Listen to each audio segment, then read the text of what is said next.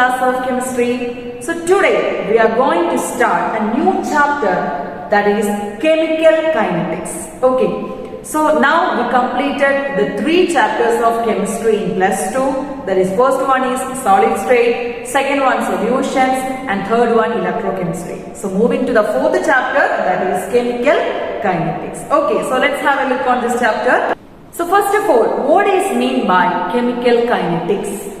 Chemical kinetics എന്ന word നിങ്ങൾക്ക് അത്ര ഫെമിലിയർ ആയിട്ടുള്ള ഒരു വേർഡ് ആയിരിക്കത്തില്ല. അപ്പൊ എന്താണ് കൈനറ്റിക്സ് എന്ന് നമുക്ക് ജസ്റ്റ് ഒന്ന് ഡിഫൈൻ ചെയ്ത് നോക്കാം. Okay, so it is the stream of chemistry that governs the rate of reactions along with their mechanisms is termed as chemical kinetics, which means chemical movement. എന്താണ്?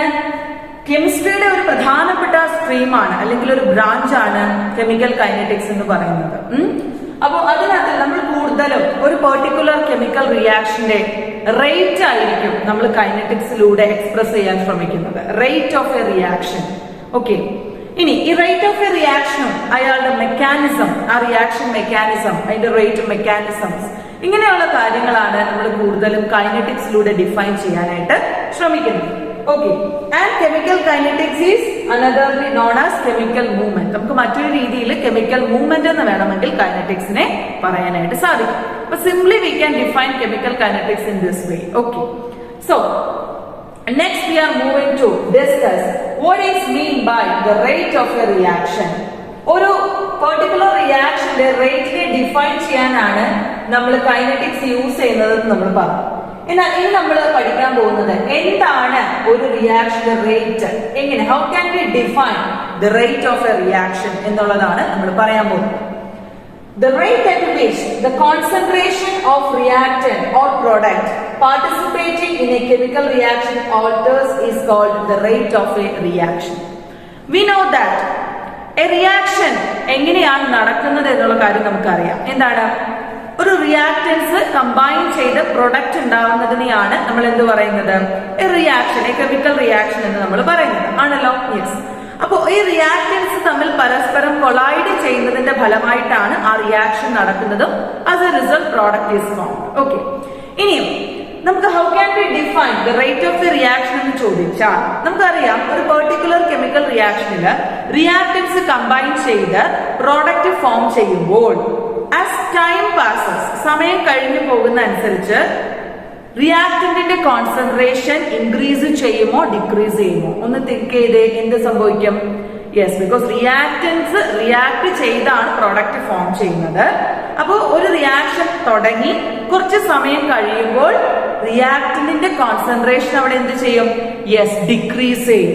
അതേസമയം concentration of product will increase. അതാണല്ലോ ഒരു റിയാക്ഷനിൽ സംഭവിക്കുന്നത്. Yes, അപ്പോ അതിനെ ഒന്ന് generalise ചെയ്ത് പറഞ്ഞാൽ ഒരു കെമിക്കൽ റിയാക്ഷനിൽ the concentration of reactant and product changes, അല്ലെ?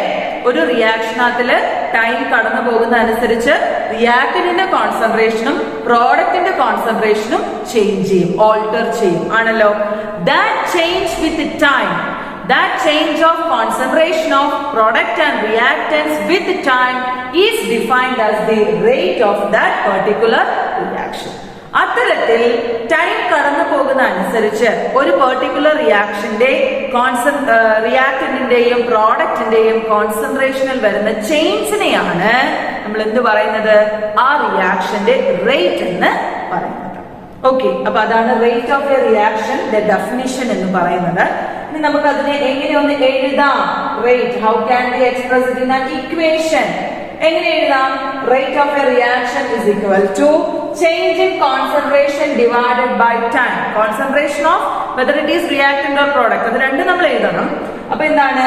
കോൺസെൻട്രേഷനിൽ വരുന്ന ചേഞ്ച് ഡിവൈഡഡ് ബൈ ടൈം. ഇത്ര ടൈമിൽ അതിലെ റിയാക്ടന്റിനും പ്രോഡക്റ്റിന്റെയും കോൺസെൻട്രേഷനിൽ വരുന്ന ചേഞ്ച് ആണ് ആ പെർട്ടിക്കുലർ റിയാക്ഷന്റെ റേറ്റ് എന്ന് പറയുന്നത്. And we know what is the unit of concentration. എന്താണ് കോൺസെൻട്രേഷന്റെ unit? Yes, that is mole per litre is the unit of concentration, അല്ലെ? Yes. Then per time, time എന്ന് പറഞ്ഞു കഴിഞ്ഞാൽ സെക്കൻഡ് ആണ്. That is mole per litre per second is the unit of rate. അപ്പൊ റേറ്റിന്റെ unit നമുക്ക് പിന്നെ കുറച്ചും കൂടെ കഴിഞ്ഞിട്ട് ഡിസ്കസ് ചെയ്യാം. സിംപ്ലി അതിന്റെ ഒരു ഇക്വേഷൻ ഞാൻ ഇങ്ങനെ പറഞ്ഞു. ഇനി ഞാൻ ജനറൽ ആയിട്ട് ഇവിടെ ഒരു ഇക്വേഷൻ കൊടുത്തിട്ടുണ്ട്. That is, reactant A gives product. Consider a general reaction. That is, reactant A react to give product B. Okay. A എന്ന് പറയുന്ന റിയാക്ടന്റ് റിയാക്ട് ചെയ്ത് B എന്ന പ്രൊഡക്റ്റ് ആയിട്ട് മാറിയ ഒരു ജനറൽ റിയാക്ഷൻ ഞാൻ കൺസിഡർ ചെയ്യുവാണ്.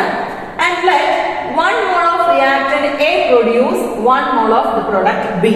നമ്മൾ ഇവിടെ യൂസ് ചെയ്തിരിക്കുന്നത് 1 mole of reactant A യും അത് റിയാക്ട് ചെയ്തുണ്ടായത് 1 mole of product B യും ആണ് എന്ന് കരുതുക. Okay.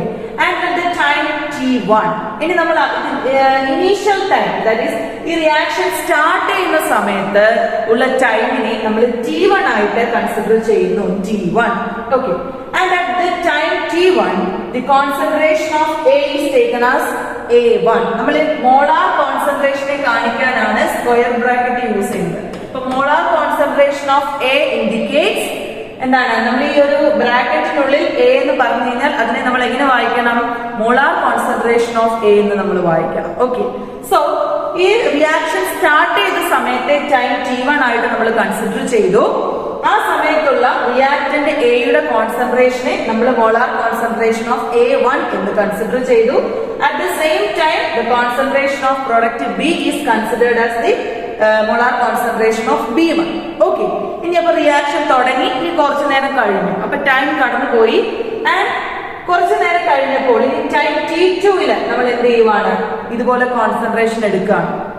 At the time T2 എത്തിയപ്പോൾ let the concentration of A become A2. എയുടെ കോൺസെൻട്രേഷൻ എത്രയായി? A2 ആയി മാറി. അതുപോലെ concentration of B become B2. അല്ലെ? B യുടെ കോൺസെൻട്രേഷൻ B2 ആയിട്ട് മാറി. ആണല്ലോ. It means that the concentration of reactant and product changes. ആണല്ലോ. ഇനി ആ ചേഞ്ചിനെ നമുക്ക് എങ്ങനെ എഴുതാം? നമ്മൾ സ്റ്റാർട്ടിങ്ങിൽ പറഞ്ഞു, in a particular chemical reaction, after the reaction takes place, the concentration of reactant become decrease and the concentration of product become increase. Analo. So we can write as rate of disappearance of A. Alle, namakku A avada koreyanu cheythathu because A is a reactant. Okay. So rate of disappearance of A avada koranju. Alle. Appo nammal disappearance ezhudunnadinu munne namukku mattoru karyam ezhudam. Idayikku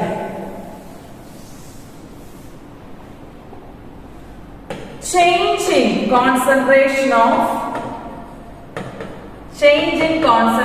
of reactant. റിയാക്ടന്റിന്റെ കോൺസെൻട്രേഷനിൽ വന്ന മാറ്റത്തിനെ നമുക്കൊന്ന് എഴുതി നോക്കാം. Okay. നമ്മൾ change കാണിക്കാൻ വേണ്ടി use ചെയ്യുന്നതാണ് delta. അത് നമുക്കറിയാം അല്ലെ? ഓക്കെ. അപ്പൊ നമുക്ക് ഇവിടെ A ആണ് നമ്മൾ റിയാക്ടന്റ് ആയിട്ട് യൂസ് ചെയ്തത്. അതുകൊണ്ട് നമുക്ക് ഞാൻ write as delta A which is equal to എന്താണ്? Yes, at the time T1 the concentration is A1 and at time T2 the concentration is A2. So we can write as concentration of A2 minus concentration of A1. അല്ലേ? ഇങ്ങനെ നമുക്ക് എഴുതാമല്ലോ. Yes, this is delta A. And so നമുക്ക് ഇനി എങ്ങനെ എഴുതാൻ പറ്റും? Rate of and also time, change in time. That is delta T. ആണല്ലോ. Yes, delta T is equal to T2 minus T1. ഇങ്ങനെ എഴുതാമല്ലോ. Yes. ഇനി എന്താണ്? ഇനി നമുക്ക് rate of disappearance of A എഴുതാമല്ലോ. A എത്രമാത്രം കുറഞ്ഞു എന്നുള്ളതിന്റെ റേറ്റ് നമുക്ക് എഴുതാം. That is therefore rate of disappearance of A. Rate of disappearance of A which is equal to എങ്ങനെ എഴുതും? Change in concentration of reactant എന്നാണല്ലോ ന്യൂമറേറ്റർ വരുന്നത്. That is molar concentration of A2 minus molar concentration of A1 divided by change in time. That is T2 minus T1 ആണല്ലോ. Okay. അപ്പോ ഇവിടെ ഒരു കാര്യം കൂടെ നിങ്ങൾ ശ്രദ്ധിക്കണം. Rate of disappearance of A ആണ്. എയുടെ കോൺസെൻട്രേഷൻ ഇവിടെ കുറയുകയാണ്. അപ്പൊ കുറയുന്നു എന്ന് കാണിക്കാൻ വേണ്ടി നമുക്ക് അവിടെ ഒരു നെഗറ്റീവ് സൈൻ എന്ത് ചെയ്യാം? യൂസ് ചെയ്യാം. It is only in the case of reactant, not in the case of product. Because in the case of product the concentration become increases അല്ലേ? യെസ്. ഓക്കെ. അപ്പൊ നമുക്ക് ഇതിനെ ഒന്നും കൂടെ സിമ്പിൾ ആയിട്ട് എങ്ങനെ എഴുതാം? A2 മൈനസ് A1 എന്ന് പറഞ്ഞാൽ ഡെൽറ്റ A ആണ്. ഡിക്രീസ് ആയതുകൊണ്ട് negative sign is used, divided by T2 minus T1 is delta T. Yes, so rate of disappearance of A is equal to minus delta A divided by delta T, minus delta concentration of A divided by delta T. Clear ആയല്ലോ? ഇത് റിയാക്ടന്റിന്റെ ടേംസിൽ നമ്മൾ റിയാക്ഷന്റെ rate എഴുതിയതാണ്. ഇനി what about in the term of product? പ്രോഡക്റ്റിന്റെ ടേംസിൽ how can be write the rate? എങ്ങനെ നമുക്ക് എഴുതാം എന്നുള്ളത് നോക്കാം. അപ്പൊ പ്രോഡക്റ്റിന്റെ ടേംസിലാകുമ്പോൾ നമ്മൾ എഴുതുന്നത് എങ്ങനെയാണ്? Appearance, rate of appearance of B ആണ്. കാരണം പ്രോഡക്റ്റ് ഇവിടെ ഫോം ചെയ്യുവാണ് അല്ലെ? യെസ്. അപ്പൊ പ്രോഡക്റ്റിന്റെ ടേംസിൽ നമുക്ക് എങ്ങനെ എഴുതാം?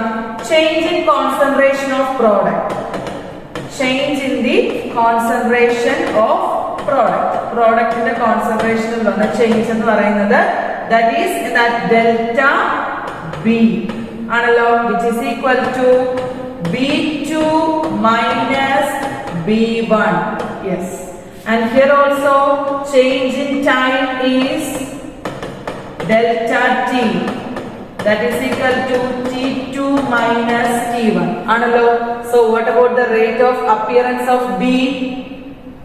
Right, therefore rate of appearance of B is equal to, yes, concentration of B2 minus concentration of B1 divided by T2 minus T. ഇവിടെ നെഗറ്റീവ് സൈൻ ആവശ്യമുണ്ടോ? ഇല്ല. Why? Because in the case of product the concentration increases. So positive sign മതി അല്ലേ? That is equal to delta concentration of B divided by delta T. മനസ്സിലായല്ലോ? Okay. അപ്പോ ഈ രീതിയിൽ ഇതിപ്പോ ഞാൻ എയും ബിയും വെച്ചിട്ട് പറഞ്ഞതുകൊണ്ടാണ് നിങ്ങൾക്ക് റിയാക്ടൻസിന്റെ ആർ എന്ന് പ്രൊഡക്റ്റിന്റെ പി അത് വെച്ചിട്ട് വേണമെങ്കിലും പറയാം.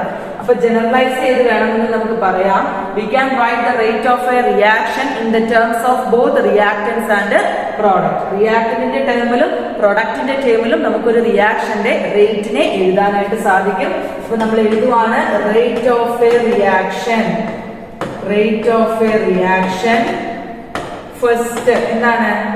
In the terms of reactants. റിയാക്ടന്റിന്റെ ടേംസിലാണ് നമ്മൾ റേറ്റ് എഴുതുന്നതെങ്കിൽ ദാറ്റ് ഈസ് എന്താണ്? Rate R is equal to എന്ത് വരും? Yes, R is equal to minus delta concentration of, ഇത് റേറ്റിന്റെ ആർ ആണ് കേട്ടോ.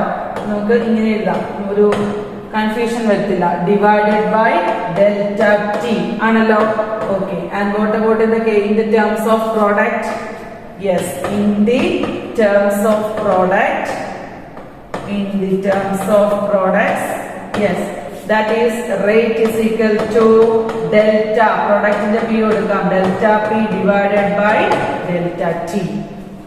So this is all about rate of a reaction. മനസ്സിലായല്ലോ? അപ്പൊ ഇതാണ് റിയാക്ഷന്റെ റേറ്റ്. അപ്പൊ എന്താണ് ഒരു കെമിക്കൽ റിയാക്ഷന്റെ റേറ്റ് എന്ന് ഡിഫൈൻ ചെയ്യാൻ നമുക്കറിയാം. ഒരു പെർട്ടിക്കുലർ കെമിക്കൽ റിയാക്ഷൻ തന്നാൽ how can we right the rate of a reaction in the terms of both reactant and product. ഇത്തരം കാര്യങ്ങൾ നമുക്ക് മനസ്സിലായി. ഓക്കെ ആണല്ലോ? So next we are going to discuss the unit of the rate of a reaction. So now we are familiar with what is meant by rate of a reaction and how to write the rate of a reaction. Okay, so next thing is unit of rate of reaction. ഒരു റിയാക്ഷന്റെ unit, ഒരു റേറ്റിന്റെ unit ഞാൻ തുടക്കത്തിലേ പറഞ്ഞു. We know that the rate of a reaction depends upon the concentration of both reactants and product and the time taken. ആണല്ലോ? Yes, so we have to write the unit of a rate of a reaction as we know the unit of concentration, that is mole per liter, mole per liter. And what about the unit of time? Yes, it is second divided by second. Alle, that is concentration divided by time എന്നല്ലേ? അപ്പോൾ concentration unit mole per liter ആണ്, that divided by second. So ഇങ്ങനെ എഴുതാം, mole per liter per second ആണ്. അതല്ല എന്നുണ്ടെങ്കിൽ mole liter raised to -1 second raised to -1. ഇങ്ങനെ തന്നെ നമുക്ക് എന്ത് എഴുതാം? റേറ്റിന്റെ യൂണിറ്റ് എഴുതാനായിട്ട് പറ്റും. ക്ലിയർ ആയല്ലോ? ഓക്കെ, അപ്പൊ അത് ജസ്റ്റ് ഒന്ന് അറിഞ്ഞിരിക്കുക. Okay, then next we have to discuss what is mean by average rate of a reaction. ഒരു റിയാക്ഷന്റെ ആവറേജ് റേറ്റ് എന്താണ്? നമ്മളൊരു റിയാക്ഷന്റെ റേറ്റ് എന്താണെന്ന് പഠിച്ചു. ഓക്കെ, ഇനി നമ്മൾ ആവറേജ് റേറ്റ് കൺസിഡർ ചെയ്യുമ്പോൾ ഇപ്പൊ നമ്മളൊരു കെമിക്കൽ റിയാക്ഷൻ സ്റ്റാർട്ട് ചെയ്തു. ആ കെമിക്കൽ റിയാക്ഷൻ ഒരു പെർട്ടിക്കുലർ ടൈമിൽ സ്റ്റാർട്ട് ചെയ്തു. അത് കഴിഞ്ഞൊരു 5 minutes കഴിഞ്ഞപ്പോൾ അതിന്റെ കോൺസെൻട്രേഷനിൽ ചേഞ്ച് വന്നു. വീണ്ടും അടുത്തൊരു 5 മിനിറ്റ്സ് കഴിഞ്ഞ് നോക്കുമ്പോൾ വീണ്ടും concentration of reactant and product change ആയി. അങ്ങനെ ഓരോ 5 മിനിറ്റിലും അല്ലെങ്കിൽ ഓരോ റെഗുലർ ഇന്റർവെൽസിലും നമ്മൾ കോൺസെൻട്രേഷൻ നോക്കുവാണെങ്കിൽ അതിന്റെ കോൺസെൻട്രേഷൻ എന്ത് ചെയ്യുന്നുണ്ട്, both reactant and product change ആവുന്നു. അപ്പൊ നമുക്ക് ഒരു പെർട്ടിക്കുലർ റേറ്റ് പറയാൻ പറ്റുമോ ആ സമയത്ത്? ഇല്ല. കാരണം ഒരുപാട് ചേഞ്ച് ഇൻ കോൺസെൻട്രേഷനും ഒരുപാട് ടൈം നമ്മൾ നോട്ട് ചെയ്യുന്നുണ്ട്. ഓരോ ടൈമും നമ്മൾ നോട്ട് ചെയ്യുമ്പോൾ നമുക്ക് ഒരു പെർട്ടിക്കുലർ ആയിട്ടൊരു ഒറ്റ തവണത്തെ റേറ്റ് നമുക്ക് പറയാൻ പറ്റാതെ വരും. അങ്ങനെയുള്ള കേസിലാണ് we can consider the average rate of A chemical reaction. അപ്പൊ ആവറേജ് എടുക്കുമ്പോൾ നമുക്കറിയാം ടോട്ടൽ ബൈ നമ്പർ നമ്മൾ ആവറേജ് മാത്തമാറ്റിക്സിലൊക്കെ പഠിച്ചിട്ടുണ്ട് അല്ലെ. അപ്പൊ ഇവിടെ കൈനറ്റിക്സിന്റെ കേസിലേക്ക് അല്ലെങ്കിൽ ഒരു കെമിക്കൽ റിയാക്ഷന്റെ റേറ്റിന്റെ കേസിലേക്ക് നമ്മൾ വരുമ്പോ ഈ പറഞ്ഞ പോലെ ഓരോ റെഗുലർ ഇന്റർവെല്ലിലും ആ റിയാക്ടന്റ് ആൻഡ് കോൺസെൻട്രേഷന്റെ റിയാക്ടന്റ് ആൻഡ് പ്രോഡക്റ്റിന്റെ കോൺസെൻട്രേഷനിൽ വന്ന ചേഞ്ചിന്റെ ടോട്ടൽ എടുക്കുന്നു ആണല്ലോ.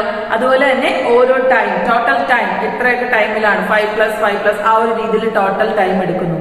അപ്പൊ അത് നമ്മൾ ഡിവൈഡ് ചെയ്താൽ മതിയല്ലോ. അപ്പൊ നമുക്ക് ആവറേജ് കിട്ടത്തില്ലേ, ആ റിയാക്ഷന്റെ ആവറേജ് റേറ്റ് നമുക്ക് കിട്ടും. Okay, so simply we can define the average rate of a reaction as change in concentration of product or reactant divided by time interval during which the change occurs അല്ലെ.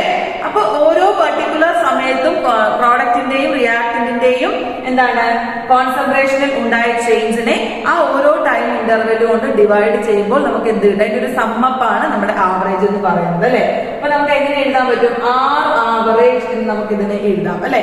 Yes, that is എന്താണ് ഇവിടെ നമുക്ക് ഇങ്ങനെ തന്നെ എഴുതാം, delta R. റിയാക്ടന്റിന്റെ ടേംസിലാണെങ്കിൽ നമ്മൾ delta R divided by delta T. ഇത് എത്ര ഡെൽറ്റ ആർ ഉണ്ടോ അത്രയും സം ഡിവൈഡഡ് ബൈ എത്ര ടൈം നമ്മൾ എടുത്തു അത്രയും സം ആണല്ലോ. Yes, and in the case of product ആകുമ്പോഴത്തേക്കും നെഗറ്റീവ് വേണ്ട, that is delta concentration of product divided by delta T. Same, അതിപ്പോ ആവറേജ് എടുക്കുന്നു എന്നുള്ളൊരു ഡിഫറൻസ് മാത്രമേ ഈ കേസിൽ വരുന്നുള്ളൂ. ഓക്കെ ആണല്ലോ. അപ്പം average rate of a reaction എന്ന് പറഞ്ഞാൽ എന്താണെന്നുള്ളത്. Yes, then next we are going to discuss the instantaneous rate of a reaction. Instantaneous rate of a reaction എന്താണ് ഒരു റിയാക്ഷന്റെ ഇൻസ്റ്റന്റേനിയസ് റേറ്റ്? നമ്മളിപ്പോ എന്താണ് കുറെ തവണ കോൺസെൻട്രേഷനും ടൈമും ഉള്ള സമയത്ത് നമുക്ക് ഒരു പെർട്ടിക്കുലർ റേറ്റ് പറയാൻ പറ്റാത്തത് കൊണ്ടാണ് നമ്മൾ ആവറേജ് കൺസിഡർ ചെയ്തത്. എന്നാൽ ഇപ്പൊ നമ്മളൊരു റിയാക്ഷൻ സ്റ്റാർട്ട് ചെയ്തു, ആ റിയാക്ഷൻ സ്റ്റാർട്ട് ചെയ്ത് 5 മിനിറ്റ് കഴിയുമ്പോൾ ഉള്ള ഒരു അടുത്ത കോൺസെൻട്രേഷൻ ആണ് നമ്മൾ നോക്കുന്നത് ആവറേജ് കേസിൽ, അല്ലെങ്കിൽ ഒരു 10 മിനിറ്റ് കഴിയുമ്പോൾ. അങ്ങനെയാണ് ഒരു റെഗുലർ ടൈം ഇന്റർവെൽ വെച്ചിട്ടാണ് നമ്മൾ ആവറേജ് റേറ്റിനെ ഡിഫൈൻ ചെയ്തത് അല്ലെ. പക്ഷേ ആ ടൈം ഇന്റർവെൽ അല്ലാതെ ഒരു പെർട്ടിക്കുലർ ഇൻസ്റ്റന്റിൽ നമുക്ക് ആ റിയാക്ഷന്റെ റേറ്റ് പറയണം എന്നുണ്ടെങ്കിൽ ആവറേജ് റേറ്റ് കൺസിഡർ ചെയ്യാൻ പറ്റുമോ? പറ്റത്തില്ല. അപ്പൊ ഒരു പെർട്ടിക്കുലർ മൊമെന്റ് അല്ലെങ്കിൽ ഒരു പെർട്ടിക്കുലർ ഇൻസ്റ്റന്റിൽ നമുക്കൊരു കെമിക്കൽ റിയാക്ഷന്റെ റേറ്റ് ഡിഫൈൻ ചെയ്യണമെങ്കിൽ അതിനുവേണ്ടി നമ്മൾ യൂസ് ചെയ്യുന്നതാണ് instantaneous rate of A chemical reaction. So how can we define the instantaneous rate of a reaction? Average rate cannot be used to predict the rate of a reaction at a particular instant, as it would be constant for the time interval for which it is calculated. So to express the rate of a particular moment of time, we determine the instantaneous rate. അപ്പോൾ ആ ഒരു particular ഇൻസ്റ്റന്റിലെ നമുക്ക് consider ചെയ്യാൻ വേണ്ടിയിട്ടാണ് നമ്മൾ instantaneous rate കണ്ടുപിടിക്കുന്നത്. So it is obtained when we consider the average rate at the smallest time interval. നമ്മൾ already average rate consider ചെയ്യുന്ന കാര്യം പറഞ്ഞു. അപ്പോൾ ഏറ്റവും ചെറിയ ടൈം ഇന്റർവെല്ലിലെ ആവറേജ് റേറ്റിൽ തന്നെ ഏറ്റവും സ്മോളസ്റ്റ് ടൈം ഇന്റർവെല്ലിൽ നമ്മൾ കൺസിഡർ ചെയ്യുന്ന റേറ്റ് ആണ് ഇത് ഇൻസ്റ്റന്റേനിയസ് റേറ്റ് ആയിട്ട് പറയുന്നത്. അപ്പൊ നമ്മൾ ഡെൽറ്റ ടി എന്ന് എഴുതുന്ന അല്ലെ ഡെൽറ്റ പി എന്ന് നമ്മൾ എഴുതുമ്പോൾ അത് change in concentration of product and reactant ആണ് നമ്മൾ പറയുന്നത് അല്ലെ. അതിലും ചെറുത്, അതായത് ഏകദേശം നമുക്ക് പറയാം ഒരു ഇൻഫിനിറ്റിസിമലി സ്മോൾ ചേഞ്ച് എന്ന് വേണമെങ്കിൽ നമുക്ക് പറയാം. അത്രയും ഏതൊരു പെർട്ടിക്കുലർ ഇൻസ്റ്റന്റ് പറഞ്ഞാലും നമുക്ക് റേറ്റ് എക്സ്പ്രസ് ചെയ്യാൻ സാധിക്കണം. ഓക്കെ, അത്രമാത്രം സ്മോളസ്റ്റ് ആയിട്ടുള്ള ഒരു ടൈം ഇന്റർവൽ ആയതുകൊണ്ട് നമുക്ക് അതിനെ ഡി ടി എന്ന് ഇൻഡിക്കേറ്റ് ചെയ്യാനായിട്ട് പറ്റും. D T. അപ്പൊ ഡെൽറ്റ ടി എന്ന് പറയുന്നതിന് പകരം ഡി ടി എന്ന് നമുക്ക് യൂസ് ചെയ്യാം. ഡെൽറ്റ ആർ എന്ന് പറയുന്നതിന് പകരം നമുക്ക് d of concentration of R എന്ന് പറയാം. So how can we write the rate of a reaction, average rate of a reaction? നമ്മൾ ആവറേജ് റേറ്റ് എഴുതിയത് എങ്ങനെയാ? ആവറേജ് റേറ്റ് എഴുതിയത് ഇൻ ടേംസ് ഓഫ് റിയാക്ടന്റ് ആണെന്നുണ്ടെങ്കിൽ minus delta concentration of R divided by delta T. അതല്ല എന്നുണ്ടെങ്കിൽ delta concentration of P divided by delta T. ഇങ്ങനെയാണ് എഴുതിയത്. But in the case of instantaneous rate, what can we write? Minus ഡെൽറ്റയ്ക്ക് പകരം നമ്മൾ കൊടുക്കുന്നത് d ആണ്. dt divided by, sorry, dt അല്ല, dr divided by dt ആണല്ലോ. ഇതല്ല എന്നുണ്ടെങ്കിൽ d of concentration of product divided by dt ആണല്ലോ. Where dr and dp are the concentration of reactants and product. Concentration of reactants and product എപ്പോഴാണ്? ഇൻഫിനിറ്റിസിമലി small change ആണ് കേട്ടോ. ഇൻഫിനിറ്റിസിമലി small change ആണ്. അത്രയും small change ആയതുകൊണ്ടാണ് നമ്മൾ ഡി ടി കൊണ്ട് അവിടെ ഡി എന്നതുകൊണ്ട് നമ്മൾ റെപ്രസെന്റ് ചെയ്യുന്നത്. അത്രയും സ്മോളസ്റ്റ് ആയതുകൊണ്ടാണ്. അപ്പൊ ഇതാണ് എന്ത് average rate and instantaneous rate കൊണ്ട് ഉദ്ദേശിക്കുന്നത്. ഓക്കെ ആണല്ലോ. സോ നമുക്കിപ്പോ റേറ്റ് ഓഫ് എ റിയാക്ഷൻ എന്താണെന്ന് അറിയാം അല്ലെ. How can we define the rate of a reaction? Then എങ്ങനെയാണ് നമ്മൾ റേറ്റ് ഓഫ് റിയാക്ഷൻ എഴുതുന്നത്? Both in terms of reactant and product. What is mean by average rate and instantaneous rate? ഇത്തരം കാര്യങ്ങളൊക്കെ നമ്മൾ just introduction കഴിഞ്ഞു. ഇനി നമുക്ക് questions ഒന്ന് പരിചയപ്പെടാം. The question is, express the rate of the following reactions in terms of reactants and products. റിയാക്ടൻസിന്റെയും പ്രൊഡക്റ്റിന്റെയും ടേബിൾ എങ്ങനെയാണ് നമ്മൾ ഒരു റിയാക്ഷന്റെ റേറ്റ് എക്സ്പ്രസ് ചെയ്യുന്നത് എന്ന് നോക്കാം. അപ്പൊ ഇവിടെ ഞാൻ നിങ്ങൾക്ക് എക്സാമ്പിൾ കൊടുത്തിട്ടുണ്ട്. That is first question is Hg plus Cl2 gives HgCl2. അപ്പൊ നമുക്ക് എങ്ങനെയാണ് ഫസ്റ്റ് നമുക്ക് ഇൻ ടേംസ് ഓഫ് റിയാക്ടൻസിൽ എഴുതാം അല്ലെ. Yes, in terms of reactants. റിയാക്ടന്റിന്റെ ടേംസിൽ എങ്ങനെയാണ് നമ്മൾ ഇയാളുടെ റേറ്റ് എഴുതാൻ പോകുന്നത് എന്നുള്ളത് നോക്കാം. We know that in the terms of reactants ആണെങ്കിൽ നെഗറ്റീവ് സൈൻ അത് എപ്പോഴും നമ്മുടെ മൈൻഡിൽ ഉണ്ടാവണം. സോ ദാറ്റ് ഈസ് എന്താണ്? ഡെൽറ്റ അല്ല, rate is equal to first ആദ്യത്തെ റിയാക്ടന്റ് ആരാണ്? മെർക്കുറി ആണ്, Hg ആണ് അല്ലെ. Yes, minus delta concentration of Hg divided by delta T. Okay, ഇനി അതല്ല എന്നുണ്ടെങ്കിൽ അടുത്ത റിയാക്ടന്റ് ആരാണ്? ക്ലോറിൻ ആണ് അല്ലെ. That is minus delta concentration of Cl2 divided by delta T. Simple ആണല്ലോ എഴുതാനായിട്ട് റേറ്റ്. യെസ്, ഇനി അതല്ല പ്രോഡക്റ്റിന്റെ ടേംസിലാണ് എഴുതേണ്ടതെങ്കിൽ here the product is HgCl2 അല്ലെ. അപ്പൊ നമുക്ക് എങ്ങനെ എഴുതാം? പ്രോഡക്റ്റിന്റെ ടേംസിൽ നമുക്ക് എങ്ങനെ എഴുതാം? That is rate is equal to in terms of product. In terms of പ്രോഡക്റ്റിന്റെ ടേംസിൽ എഴുതുവാണെങ്കിൽ റേറ്റ് ഈസ് ഈക്വൽ ടു, അവിടെ നമുക്ക് നെഗറ്റീവ് സൈൻ്റെ ആവശ്യമുണ്ടോ? ഇല്ല. That is delta concentration of HgCl2 divided by delta T അല്ലെ. സിമ്പിൾ ആയിട്ട് നമുക്ക് ഇങ്ങനെ എഴുതാൻ പറ്റും. ഇത്രയേ ഉള്ളൂ ഒരു റിയാക്ഷന്റെ റേറ്റ് നമ്മൾ എഴുതുക എന്ന് പറഞ്ഞു അല്ലേ. നമുക്ക് മറ്റൊരു ക്വസ്റ്റ്യൻ നോക്കാം. That is 2HI gives H2 plus I2. Okay, ഇവിടെ ഏതാണ് റിയാക്ടന്റ് എന്ന് പറയുന്നത്? റിയാക്ടന്റ് എന്ന് പറയുന്നത് 2HI ആണ്. അപ്പൊ നമ്മൾ ഇയാളുടെ റേറ്റ് എഴുതുന്നു. First in terms of reactants നമുക്കൊന്ന് എഴുതി നോക്കാം. Yes, in terms of reactants. റിയാക്ടന്റിന്റെ ടേംസിൽ നമ്മൾ എഴുതുമ്പോൾ എന്താണ്?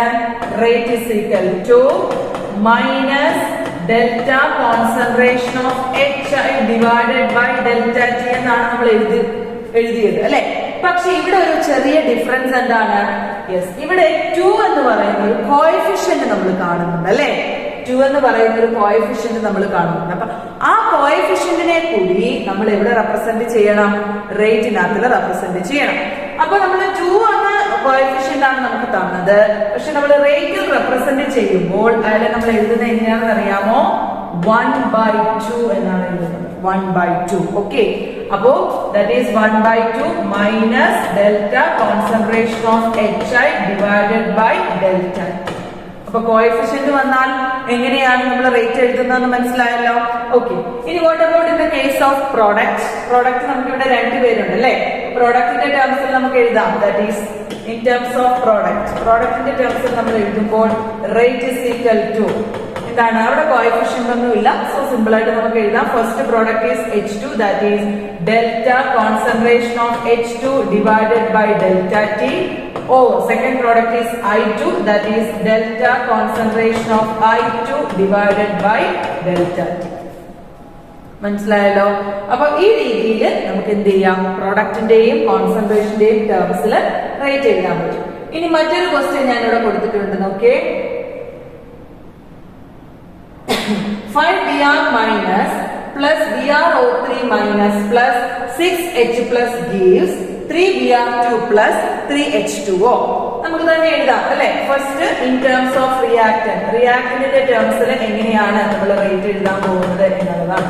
റിയാക്ടൻസ് ആകുമ്പോൾ ഇവിടെ 1, 2 and 3 reactants are here. Okay, so rate is equal to here also coefficient അല്ലെ. കോഎഫിഷ്യന്റ് ഇവിടെ ഉണ്ട്.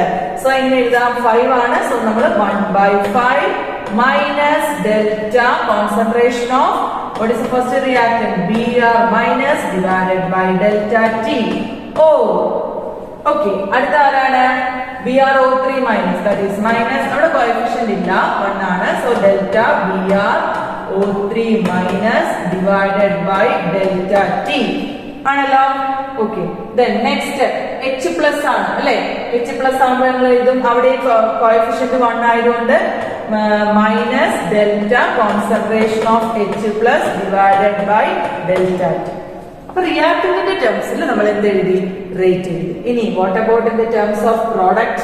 പ്രോഡക്റ്റിന്റെ ടേംസിൽ എങ്ങനെയാണ് നമ്മൾ എഴുതാൻ പോകുന്നത്? പ്രോഡക്റ്റ് എന്ന് പറയുന്നത് ഇവിടെ Br2 H2O ആണ് അല്ലെ. യെസ്, അപ്പൊ നമ്മൾ ഇനി എന്ത് എഴുതാൻ പോവാണ്, പ്രോഡക്റ്റിന്റെ ടേംസിൽ എഴുതാൻ പോവാണ്. ഓക്കെ, പ്രോഡക്റ്റിന്റെ ടേംസിൽ നമ്മൾ എഴുതുമ്പോൾ rate is equal to, yes, ഇവിടെ കോഎഫിഷ്യന്റ് ഉണ്ട്, 3Br2 എന്നാണ് കൊടുത്തിരിക്കുന്നത്. So 1/3 delta Br2 divided by delta T. 1. ഇനി അടുത്ത ആരാണ്, 3H2O ആണ്. That is 1/3 delta concentration of H2O divided by delta T അല്ലെ. ഓക്കെ, അപ്പം ഇങ്ങനെയാണ് റിയാക്ടന്റിന്റെയും കോൺസെൻട്രേഷന്റെയും ടേംസിൽ നമ്മൾ എന്ത് എഴുതുന്നത്, rate of a reaction express ചെയ്യുന്നത്. സിമ്പിൾ ആണല്ലോ.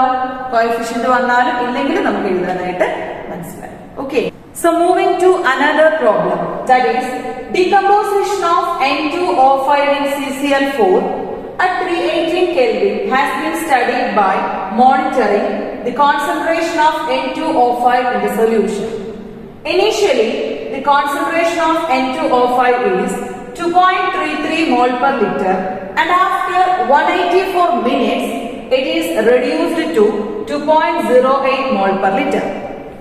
The reaction takes place according to the equation is here.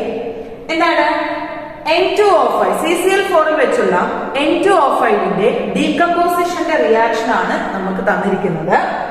അതിൽ പറഞ്ഞിരിക്കുന്നത് നമ്മൾ N2O5ന്റെ കോൺസെൻട്രേഷൻ ആണ് നമ്മൾ മോണിറ്റർ ചെയ്യുന്നത്.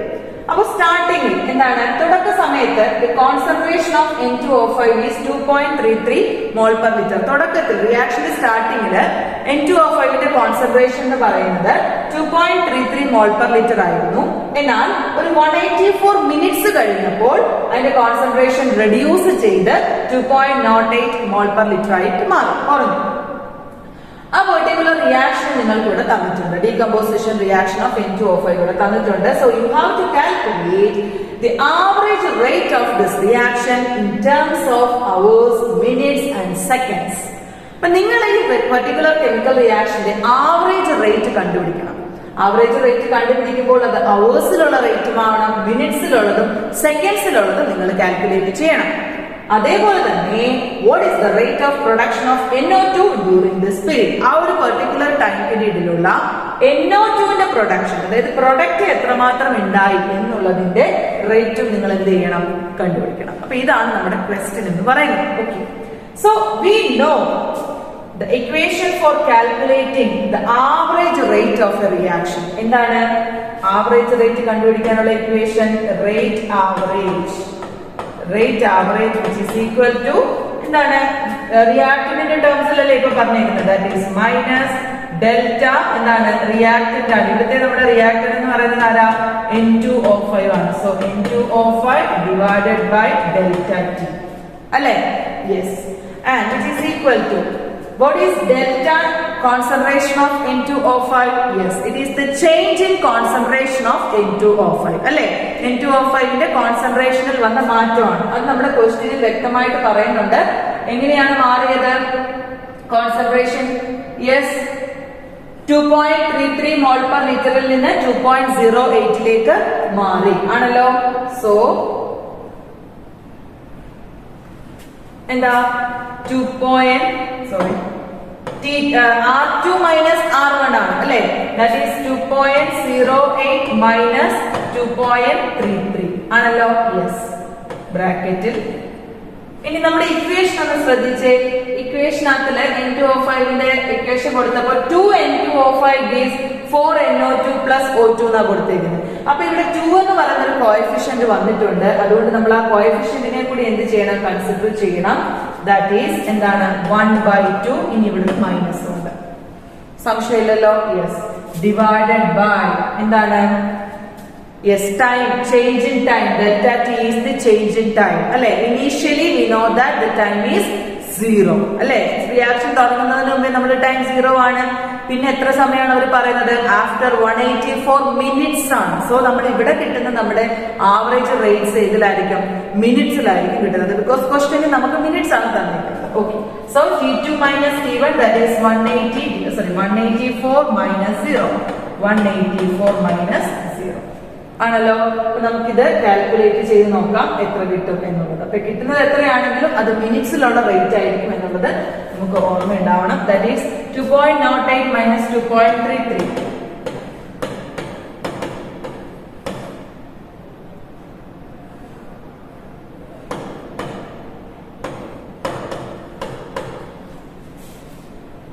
half into minus of minus 0.25 divided by 184 ആണല്ലോ.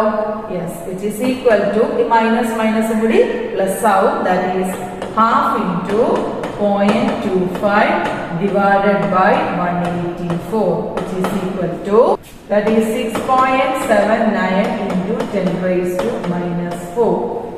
Okay, that is unit is mole per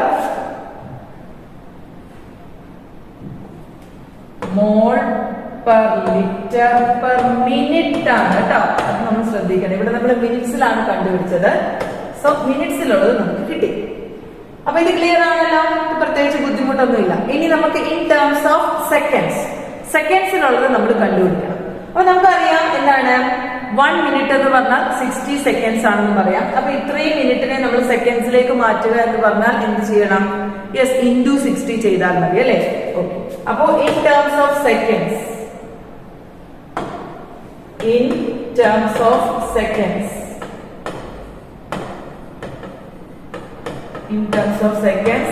rate is equal to എന്താണ്? 6.79 into 10 raised to minus 4 into 60 ആണല്ലോ. Which is equal to 1.13 into 10 raised to minus 5 mole per liter per second. Okay, സെക്കൻഡിലുള്ളത് കിട്ടി. ഇനി നമുക്ക് ഒരു കാര്യത്തിലും കണ്ടുപിടിക്കണം, അതേതാണ്? ഇൻ ടേംസ് ഓഫ് അവേഴ്സ് അല്ലെ. അപ്പൊ അവേഴ്സിലാവുമ്പോഴത്തേക്ക് നമ്മൾ എങ്ങനെയാണ്?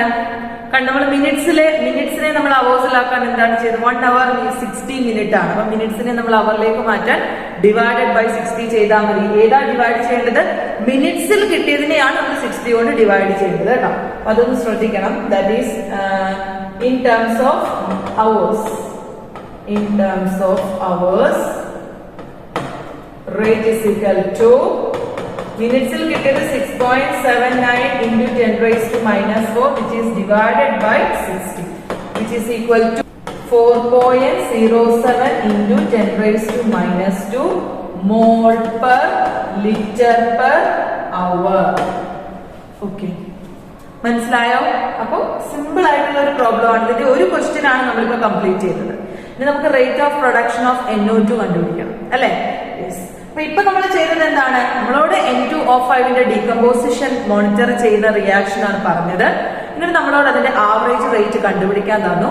നമ്മുടെ ക്വസ്റ്റ്യനകത്തിൽ നമുക്ക് N2O5 കോൺസെൻട്രേഷൻ ചേഞ്ച് ചെയ്യുന്നത് തന്നിട്ടുണ്ട്, ടൈമും തന്നിട്ടുണ്ട് ആണല്ലോ. അപ്പൊ നമ്മൾ എന്താണ് ആവറേജ് റേറ്റ് കൺസിഡർ ചെയ്തപ്പോൾ minus delta concentration of N2O5 divided by delta T ആണ് നമ്മൾ എടുത്തത്. അപ്പോൾ we know that the change in concentration അല്ലെ R2 minus R1 അത് നമുക്ക് തന്നിട്ടുണ്ട്, നമ്മൾ സബ്സ്റ്റിറ്റ്യൂട്ട് ചെയ്തു. പിന്നെ റിയാക്ഷൻ കോഎഫിഷ്യന്റ് ഉള്ളതുകൊണ്ട് അതും കൊടുത്തു. റിയാക്ടന്റ് ആയതുകൊണ്ട് തന്നെ ഡിസപ്പിയറൻസ് ആണ്, അപ്പോൾ നമ്മൾ മൈനസ് ഇൻഡിക്കേറ്റ് ചെയ്തു. ഇനി ടൈമിന്റെ ചേഞ്ച് T2 മൈനസ് T1 ആണ്, പക്ഷെ അത് മിനിറ്റ്സിലാണ് തന്നിരിക്കുന്നത് എന്നുള്ളത് നമ്മൾ നോട്ട് ചെയ്തു. അങ്ങനെ നമുക്ക് ആവറേജ് റേറ്റ് കിട്ടി, but in terms of minutes ആണ് നമുക്ക് എന്ത് ചെയ്തത് കിട്ടിയത്. ഇനി നമ്മൾ അതിനെ സെക്കൻഡ്സിലേക്ക് മാറ്റി, സെക്കൻഡ്സിലേക്ക് മാറ്റിയപ്പോൾ നമ്മൾ ഇൻടു 60 കൊടുത്തു. ദെൻ മിനിറ്റ്സിനെ അവറിലേക്ക് നമ്മൾ മാറ്റിയപ്പോൾ ഡിവൈഡഡ് ബൈ 60 വെച്ച് നമുക്ക് ചെയ്തു ആണല്ലോ. യെസ്, അങ്ങനെ നമ്മുടെ 3 റിസൾട്ട് നമുക്ക് കിട്ടി. ഈ 3 റിസൾട്ട് വേണമെങ്കിൽ ജസ്റ്റ് ഒന്ന് കോറിലേറ്റ് ചെയ്ത് എടുത്ത് എഴുതാൻ പറ്റും. അതായത് എന്താണ് റേറ്റ്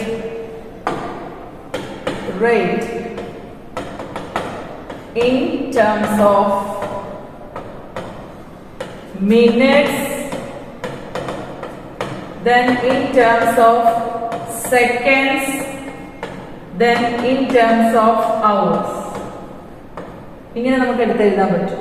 അപ്പൊ മിനിറ്റ്സിലാകുമ്പോൾ നമുക്ക് കിട്ടിയത് 6.79 into 10 raised to minus 4. then in സെക്കൻഡ്സിലാകുമ്പോൾ നമുക്ക് കിട്ടിയത് 1. സെക്കൻഡ്സിലാകുമ്പോൾ നമുക്ക് കിട്ടിയത് 1.13 into 10 raised to minus 5. 1.13 into 10 raised to minus 5. 1.13 into 10 raised to minus 5. Then hours നമുക്ക് കിട്ടിയത് 4.07 into 10 raised to minus 2. Okay, അപ്പൊ നമ്മുടെ അടുത്ത ക്വസ്റ്റ്യൻ എന്ന് പറഞ്ഞാൽ calculate the rate of production of NO2 during this time period എന്നുള്ളതാണ് അല്ലെ. അപ്പൊ ഈ ഒരു ടൈം പീരീഡിനുള്ള NO2ന്റെ റേറ്റ് ഓഫ് പ്രൊഡക്ഷൻ നമ്മൾ കണ്ടുപിടിക്കണം. അപ്പൊ ഇതാണ് നമ്മുടെ ഇക്വേഷൻ തന്നിരുന്നത്.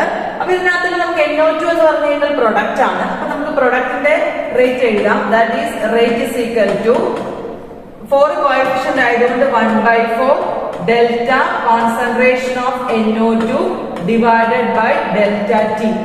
ഇങ്ങനെയാണല്ലോ നമ്മൾ എഴുതുന്നത്. യെസ്, നമുക്ക് ഈ റിയാക്ഷന്റെ റേറ്റ് കിട്ടി അല്ലെ, നമ്മൾ റേറ്റ് കണ്ടുപിടിച്ചു. നമുക്ക് മിനിറ്റ്സിലുള്ള റേറ്റ് തന്നെ എഴുതാം.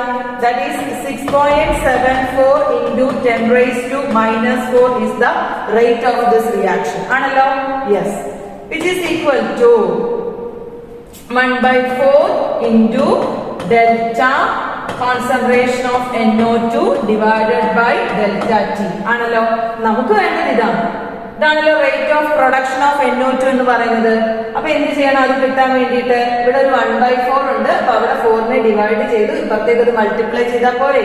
That is therefore delta concentration of NO2 divided by delta T. ഇതല്ലേ rate of production of NO2 എന്ന് പറയുന്നത്. Yes, which is equal to 4 into ഈ 4 ഇങ്ങോട്ടേക്ക് മൾട്ടിപ്ലൈ ചെയ്തു 6.74 into 10 raised to minus 4 ആണല്ലോ. which is equal to 2.72 into 10 raised to minus 3. ഇത് മിനിറ്റ്സിലാണ്, mole per litre per minutes. മനസ്സിലായോ? അപ്പൊ ഇത്ര സിമ്പിൾ ആയിട്ട് നമുക്ക് ഒരു പെർട്ടിക്കുലർ കെമിക്കൽ റിയാക്ഷന്റെ എന്ത് കണ്ടുപിടിക്കാൻ പറ്റും? റേറ്റ് കണ്ടുപിടിക്കാനായിട്ട് പറ്റും. ഓക്കെ, സോ സിമിലർ ആയിട്ടുള്ള ഒരു ക്വസ്റ്റ്യൻ കൂടെ ഞാൻ ഇവിടെ കൊടുത്തിട്ടുണ്ട്. For a reaction R gives P, the concentration of a reactant changes from 3.03 molar to 0.02 molar in 25 minutes. Calculate the average rate of reaction using units of time both in minutes and seconds. Okay, അപ്പൊ എന്താണ് ഇവിടെ ഇതുപോലെ general ആയിട്ടുള്ള reaction നിങ്ങൾക്ക് തന്നിട്ടുണ്ട്. Reactant converted to product. അവിടെ റിയാക്ടന്റിന്റെ concentration 3.03ൽ നിന്ന് 0.02 മോളാറിലേക്ക് ചേഞ്ച് ചെയ്യുന്നു. ടൈം 25 മിനിറ്റ്സ് ആണ് തന്നിരിക്കുന്നത്. ആവറേജ് റേറ്റ് കണ്ടുപിടിക്കണം, മിനിറ്റ്സിലും അതിനെ പിന്നെ സെക്കൻഡ്സിലും ആക്കി നിങ്ങൾ കണ്ടുപിടിക്കണം. അപ്പോ എന്താണ് ജനറൽ റിയാക്ഷൻ ആണ്. അപ്പൊ നമ്മൾ ഇതിന്റെ റേറ്റ് എഴുതുന്നു അല്ലെ. That is rate is equal to minus delta concentration of R divided by delta T ആണല്ലോ. യെസ്, അപ്പൊ കോൺസെൻട്രേഷൻ ഓഫ് R നമുക്ക് എങ്ങനെ എഴുതാം? കോൺസെൻട്രേഷൻ ഓഫ് R ചേഞ്ച് ചെയ്യുന്നത് മൈനസ് 3.03ൽ നിന്ന് 0.02ലേക്കാണ് മാറുന്നത്. ദാറ്റ് ഈസ് 3.03 മൈനസ് 0.02 ആണല്ലോ, divided by delta T. 25 minutes ആണ്. That is 25 minus 0. That is 3.03 minus 0.02. 2.01 ആണല്ലോ, which is equal to 2.01. ഇവിടെ ഒരു മൈനസ് ഉണ്ട്, ഡിവൈഡഡ് ബൈ 25. ഓക്കെ, ഇത് നിങ്ങൾ കാൽക്കുലേറ്റ് ചെയ്തിട്ട് എന്ത് കണ്ടുപിടിക്കണം? ഇത് നിങ്ങൾക്ക് ഇവിടെ കിട്ടുന്നത് ഏതിലായിരിക്കും? മോൾ പെർ ലിറ്റർ പെർ മിനിറ്റ്സിലായിരിക്കും നിങ്ങൾക്ക് എന്ത് കിട്ടുന്നത്? റേറ്റ് കിട്ടുന്നത്. എന്നിട്ട് അതിനെ നിങ്ങൾക്ക് സെക്കൻഡ്സിലേക്ക് മാറ്റാൻ മൾട്ടിപ്ലൈഡ് ബൈ 60 ചെയ്താൽ മതി. അത്രേ ഉള്ളൂ. അവേഴ്സിന്റെ കേസ് ഇവിടെ പറയുന്നില്ല. ഓക്കെ, അപ്പൊ അതുപോലെ സിമിലർ ആയിട്ടുള്ള മറ്റൊരു ക്വസ്റ്റ്യൻ ആണ് ഇപ്പൊ തന്നിരിക്കുന്നത്. ക്ലിയർ ആണല്ലോ? ഇനി നമുക്ക് അടുത്ത ഒരു ക്വസ്റ്റ്യനിലേക്ക് പോകാം. ഇതുപോലെ തന്നെ റേറ്റ് കണ്ടുപിടിക്കാനുള്ള മറ്റൊരു ക്വസ്റ്റ്യൻ ആണ്. That is in A reaction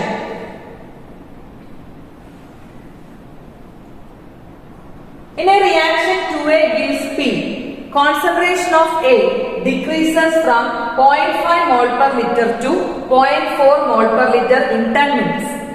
Calculate the rate during this time interval.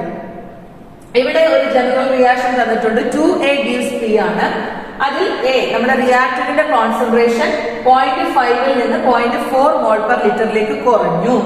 അങ്ങനെയാണ് ഒരു 10 മിനിറ്റ്സിലാണെന്ന് പറയുന്നുണ്ട്. അപ്പൊ നമുക്ക് റേറ്റ് കണ്ടുപിടിക്കണം.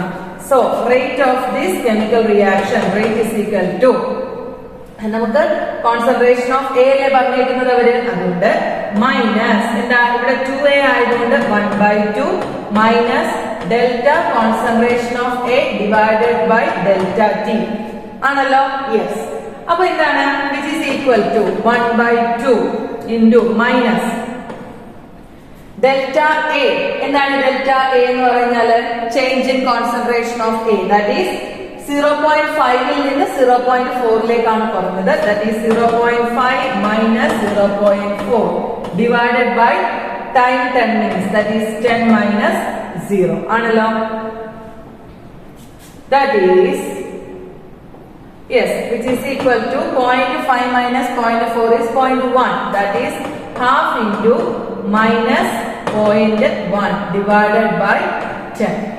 ഇത് എന്ത് ചെയ്യണം? കാൽക്കുലേറ്റ് ചെയ്യണം. ഇത് കാൽക്കുലേറ്റ് ചെയ്യുമ്പോൾ 0.005 മോൾ പെർ ലിറ്റർ പെർ മിനിറ്റ്സിലാണ് കിട്ടുന്നത്. ബിക്കോസ് 10 മിനിറ്റ്സ് എന്നാണ് നമുക്ക് തന്നിരിക്കുന്നത് അല്ലെ. ക്ലിയർ ആയല്ലോ? അതല്ല എന്നുണ്ടെങ്കിൽ നിങ്ങൾക്ക് 5 × 10⁻³ മോൾ പെർ ലിറ്റർ പെർ മിനിറ്റ് എന്ന് കൊടുത്താലും മതി. എങ്ങനെയായാലും കുഴപ്പമില്ല. ഓക്കെ ആണല്ലോ? അപ്പൊ ഇങ്ങനെയാണ് നമ്മളൊരു കെമിക്കൽ റിയാക്ഷന്റെ റേറ്റ് കണ്ടുപിടിക്കുന്നത്. അത് റിയാക്ടന്റിന്റെ ടേംസിൽ ചോദിച്ചാലും പ്രൊഡക്റ്റിന്റെ ടേംസിൽ ചോദിച്ചാലും കണ്ടുപിടിക്കാനായിട്ട് അറിഞ്ഞിരിക്കണം. ഓക്കെ.